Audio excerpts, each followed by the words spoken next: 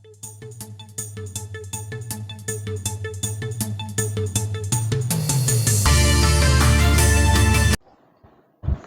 मैं हूं कुमार गजेंद्र। जनपद ऑन द स्पॉट में आपका स्वागत है।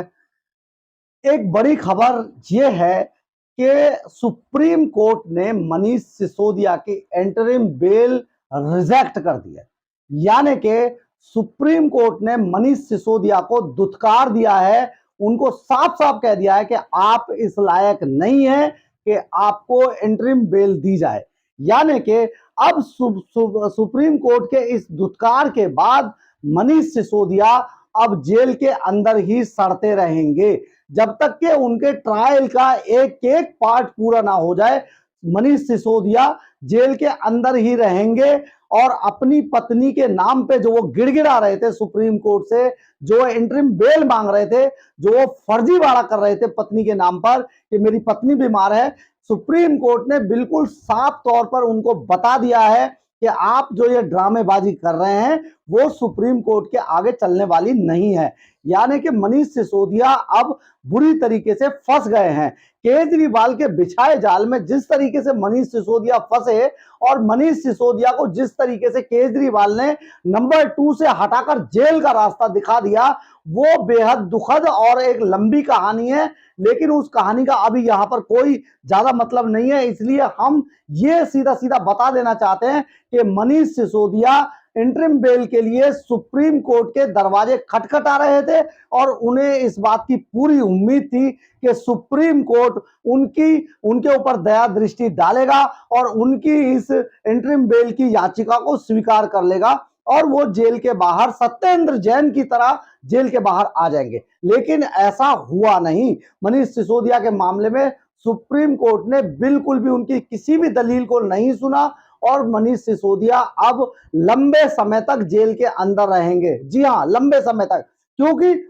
सुप्रीम कोर्ट ने सीधा सीधा मनीष सिसोदिया को बता दिया है कि आपकी इंटरिम बेल नहीं ली जा सकती और आप सितंबर में, अब कोर्ट तक सितंबर में ही आ सकते हैं। यानी कि सुप्रीम कोर्ट ने उन्हें सितंबर तक के लिए, अगस्त पूरा गया, यानी कि अब जो रक्षाबंधन का जो त्योहार है मनीष सिसोदिया वो भी अब जेल के अंदर ही मनाएंगे। और उनके जो खासम खास, उनके जो राजनीतिक गुरु, उनके जो सबसे बड़े जो फ्रॉड गुरु थे, वो अरविंद केजरीवाल अपने शीश महल में अपनी पत्नी और बच्चों के साथ आराम से रहेंगे। देखिए, एक तरफ मनीष सिसोदिया की बीमार पत्नी है जिसे वो बीमार बताते हैं, सचमुच वो एक ऐसी बीमारी से ग्रसित है जिसकी जो वाकई लाइलाज है और उसका उसका लंबे समय से इलाज चल रहा है। लेकिन इसके बावजूद अपनी बीमार पत्नी को देखने के लिए उनके पास अब जेल में से कोई रहम की याचिका या कोई रहम का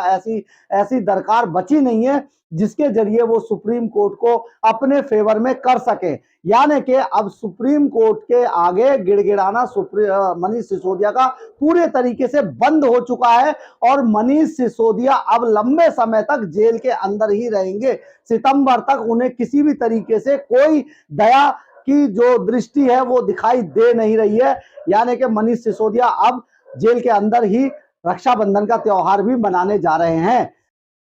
यानी कि अब मनीष सिसोदिया के पास राहत का कोई रास्ता अब नजर नहीं आ रहा है और मनीष सिसोदिया पूरी तरीके से सुप्रीम कोर्ट के मना दुत्कारने के बाद अब जेल के अंदर ही रहेंगे और जेल के अंदर ही वो अब 15 अगस्त जैसे जो सरकारी आयोजन थे उनसे भी दूर रहेंगे, सरकारी लकदक से दूर रहेंगे। इसके अलावा अब रक्षाबंधन का त्योहार भी मनीष सिसोदिया अपने घर पर ही मनाएंगे। ये देखिए, एक तरफ देखिए उनका जो आका केजरीवाल था वो अपने बच्चों के साथ, अपनी फैमिली के साथ रक्षाबंधन का त्योहार मनाएगा, लेकिन 15 अगस्त पे सलामी लेगा, परेड को संबोधित करेगा, सारी चीजें करेगा, लेकिन मनीष सिसोदिया जेल के अंदर सड़ते रहेंगे। यानी कि मनीष सिसोदिया अब पूरी तरीके से बर्बाद हो चुके हैं, क्योंकि मनीष सिसोदिया ही वो शख्स है जिसके पास एक्साइज डिपार्टमेंट था और केजरीवाल ने अपने पास इसीलिए कोई डिपार्टमेंट नहीं रखा था क्योंकि वो अपने लोगों को समय आने पर एक तो उनसे गलत काम कराता और फिर समय आने पर उनको फंसवा भी देता। ऐसा ही उसने किया भी, ऐसा ही मनीष सिसोदिया के साथ किया, ऐसा ही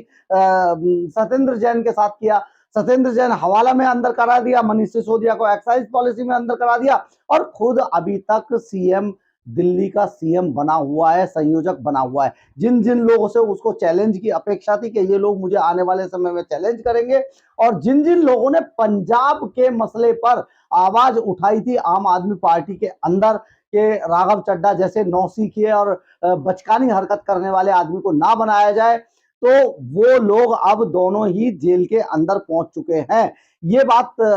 जो है, जिस तरीके से जो जो एक्साइज सचिव थे, एक्साइज सेक्रेटरी जो थे, उन्होंने भी अपने बयानों में जिस तरीके से सीबीआई और ईडी के सामने अपने बयान दर्ज कराए थे, उन्होंने भी सिसोदिया के बारे में बताया था कि जिस दिन सिसोदिया ने फोन करके एक दिन उन्हें शीश महल में आने के लिए कहा, और जब वो शीश महल में गए तो अरविंद केजरीवाल ने उनको एक्साइज पॉलिसी की फाइल थमाते हुए कहा कि ये मेरा आदेश है कि जैसा इसमें लिखा है ऐसी ही पॉलिसी बनाकर इसको लागू कर दी जाए। यानी कि जब जब एक्साइज सेक्रेटरी ने ये बात अपने बयानों में ईडी और सीबीआई के सामने दर्ज कराई, तो ये एक पुख्ता बयान हो गए। एक सरकारी अफसर अगर ऐसी बात बोलता है किसी भी आदमी के लिए कि मनीष सिसोदिया जो है किस तरीके से उनको फोन करके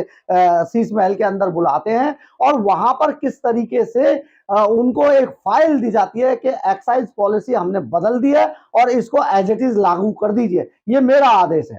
तो समझिए कि केजरीवाल के इशारे पर ही मनीष सिसोदिया काम कर रहे थे, और मनीष सिसोदिया के इशारे पर बाकी साउथ की जो शराब लॉबी थी वो पूरी काम कर रही थी। बाकी जो सरकार की पूरी पूरी जो मशीनरी थी वो मनीष सिसोदिया के इशारे पर काम कर रही थी। ये एक पूरी ट्रेल है, एक पूरी चेन है। जिस तरीके से एक्साइज पॉलिसी के मामले में ये सारा कांड किया गया, तो उसमें पूरे तरीके से अब मनीष सिसोदिया फंस चुके हैं। और मनीष सिसोदिया पर ही ये आरोप है कि पूरी एक्साइज पॉलिसी का जो लेन देन हुआ था वो सारा लेन देन भी मनीष सिसोदिया ने ही किया था। इसलिए मनीष सिसोदिया का बच पाना अब बहुत मुश्किल है। इसी तरीके से आप समझिए कि कल जिस तरीके से लोकसभा के अंदर गृह मंत्री अमित शाह ने भी आरोप लगाए, उन आरोपों की भी कहीं ना कहीं वाकई उसमें दम था। ऐसा नहीं था कि निराधार आरोप लगा दिया। हालांकि ये लोग बार बार जो अनपढ़ गरीब लोग हैं उनके बारे में, या जो आम आदमी पार्टी में जो जिस तरीके के लोग हैं उनको जिस तरीके का मैसेज देते हैं, उससे लगता है कि ये सबको बरगलाते रहते हैं और सब इनके इनके बातों में आते रहते हैं। लेकिन अगर आप इसको सही तरीके से सोचिएगा कि चोर की दाढ़ी में तिनका इसी बात से पता चलता है कि जैसे ही ट्रांसफर पोस्टिंग का जो मामला था वो जैसे ही सरकार के पास आया, सुप्रीम कोर्ट ने जिस दिन ये ऑर्डर किया था कि ट्रांसफर पोस्टिंग सरकार के पास होगी, दिल्ली गवर्नमेंट के पास, और उन्होंने नीचे पूरा ऑर्डर में जो लिखा था, इन्होंने सिर्फ इतनी बात देखी कि जो ट्रांसफर पोस्टिंग का जो पूरा मामला है वो सरकार के पास दे दिया जाए। तो लेकिन उन्होंने ये नहीं देखा कि अगर अगर केंद्र सरकार इसमें चाहे तो लोकसभा में, संसद के अंदर इसमें अमेंडमेंट कर सकती है, बिल ला सकती है, अध्यादेश ला सकती है। अब जैसे ही वहां पर ऑर्डर हुआ, सबसे पहले सौरभ भारद्वाज को इसका चार्ज दिया गया, और सौरभ भारद्वाज ने रात रात में एक तो सबसे पहले एक्साइज सेक्रेटरी को उठा के फेंक दिया, उसको उसकी पोस्टिंग उसको हटा दिया गया, और दूसरा उन्होंने सचिवालय के अंदर घुसकर आधी रात पर कई फाइलों को कॉपी करा लिया और कई फाइलों को चोरी किया गया, जिनमें एक्साइज पॉलिसी की फाइल भी थी और जिसमें शीश महल की फाइलें भी थी। अब आप समझिए किस तरीके से ये धोखा देना चाहते थे कानून को, सरकार को, और पूरी मशीनरी को, पूरे सिस्टम को। तो वो जो ये धोखा देना चाहते थे वो धोखा अब नहीं चलेगा। क्योंकि जो मनीष सिसोदिया हैं उनके खिलाफ पूरी तरीके से पुख्ता सबूत हैं, और वो ऑन रिकॉर्ड ले लिए गए हैं। सारे सारे जो बयान थे सारे अफसरों के, चाहे और सारे जो शराब लॉबी के लोग जो पकड़े गए थे उनके, तो मनीष सिसोदिया के खिलाफ बहुत ही गंभीर आरोप अब लग चुके हैं, और वो एक तरीके से आरोप आरोप पूरे रिकॉर्ड रिकॉर्ड कर लिए गए हैं और जज साहब के सामने वो रिकॉर्डेड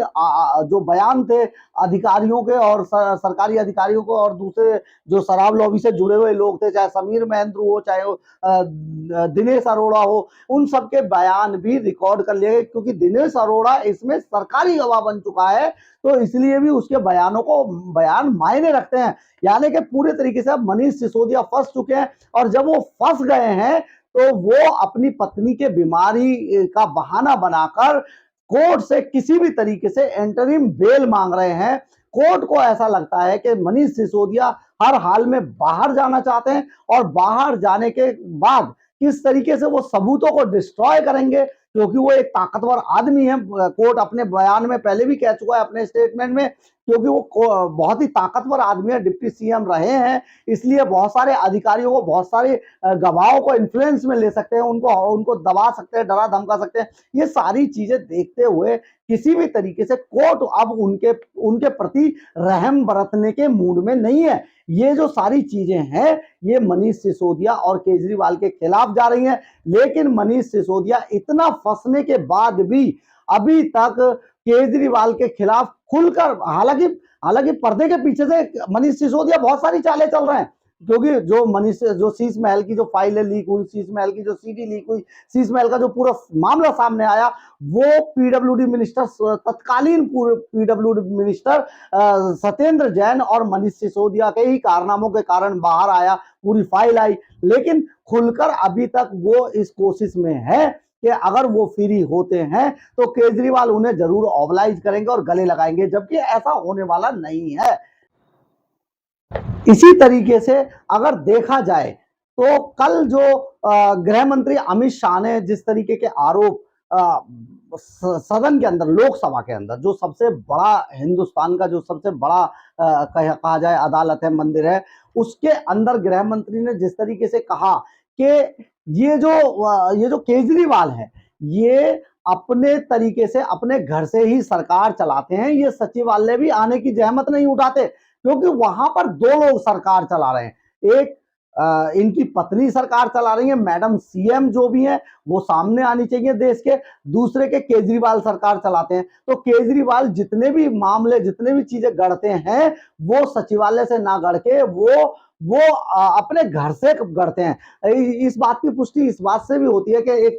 तो ये एक्साइज सेक्रेटरी ने आरोप लगा दिया कि उनको जो फाइल दी गई थी, मनीष सिसोदिया ने फोन करके बुलाया और वो वहां पर उनके हाथ में एक फाइल थमा दी गई, बोला इसमें इसी तरीके से हमने ये सारा कर दिया, तुम सिर्फ इसको लागू कर दो। एक तो ये बात हो गई, यानी कि जो भी पूरा प्रकरण हुआ वो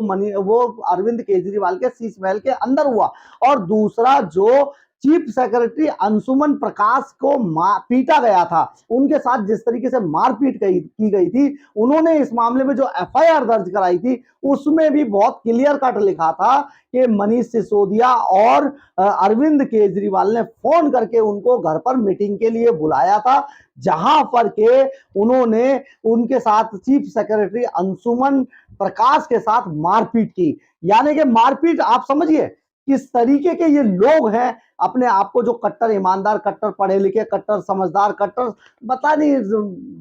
भारत रत्न तक कह लेते हैं, भगत सिंह की औलाद तक कह लेते हैं, ये जो लोग हैं, इन्होंने अंशुमन प्रकाश को बुलाकर चीफ सेक्रेटरी को अपने घर पे उनके साथ मारपीट की, उनको दबाने की कोशिश की, यानी कि ताकि वो आगे से उनके खिलाफ बोल ही ना पाए। और चीफ सेक्रेटरी जो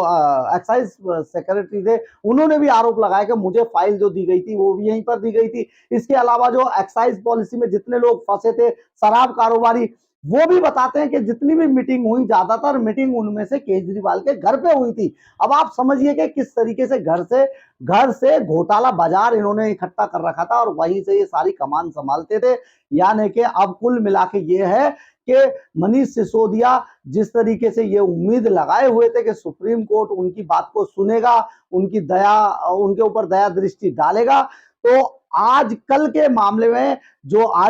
जो हुआ कि मनीष सिसोदिया की एंटरिम जेल को कोर्ट ने रिजेक्ट कर दिया, यानी कि मनीष सिसोदिया अब जेल के अंदर ही रहकर सारी चीजें करेंगे और उन्हें अभी फौरी राहत किसी भी तरीके से मिलने वाली नहीं है। मेरी अगर वीडियो आपको अच्छी लगी हो तो इसे लाइक शेयर और सब्सक्राइब जरूर करें, इससे मुझे ऊर्जा मिलती है। जय हिंद, जय भारत।